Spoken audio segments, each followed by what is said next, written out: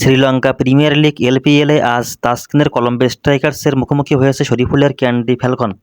কলম্বো স্ট্রাইকার্সের দেওয়া 200 রানের বিশাল টার্গেটে ক্যান্ডি ব্যাট করতে নামলে প্রথম ওভার থেকেই আগুনঝরা বোলিং করেন তাসকিন আহমেদ। তাসকিনের বল যেন কোনোভাবেই ব্যাটে লাগাতে পারছিলেন না ক্যান্ডির ওপেনার দিনেশ চান্দিমাল। প্রথম ওভারের দ্বিতীয় বলেই জীবন পান দিনেশ চান্দিমাল। তাসকিনের করা বলটি দিনেশ চান্দিমাল ভালোভাবে ব্যাটে সংযোগ করতে পারেনি, কিন্তু বাজে ফিল্ডিংয়ের কারণে সেটি 6 হয়ে যায়। ফিল্ডারের হাতে বল ড্রপ খেয়ে সেটি ফিল্ডারের মাথার উপর দিয়ে ওভার বাউন্ডারি হয়ে যায়। পরবর্তী 3টি বল ব্যাটে লাগাতে না পারলেও ওভারের শেষ বলে আরেকটি 6 মারেন চান্দিমাল। নিজের দ্বিতীয় ওভার আর ম্যাচের চতুর্থ ওভারে তাসকিন আরও ভয়ঙ্কর রূপ দেখান। দ্বিতীয় ওভারের প্রথম বলেই সরাসরি ক্লিন বোল্ড করেন আগের ওভারে জীবন পাওয়া দিনেশ চান্দিমালকে। পরবর্তী 5 বল থেকে মোহাম্মদ হারিস 2 বলে 1 রান করেন, আর শেষ 3 বল আন্দ্রে ফ্লেচার কোনোভাবেই ব্যাট লাগাতে পারেনি। এমনকি স্লাগ ওভারে এসেও দুর্দান্ত বোলিং করেন। 4 ওভার শেষে তার বোলিং ফিগার 4 ওভারে 30 রান 1 উইকেট।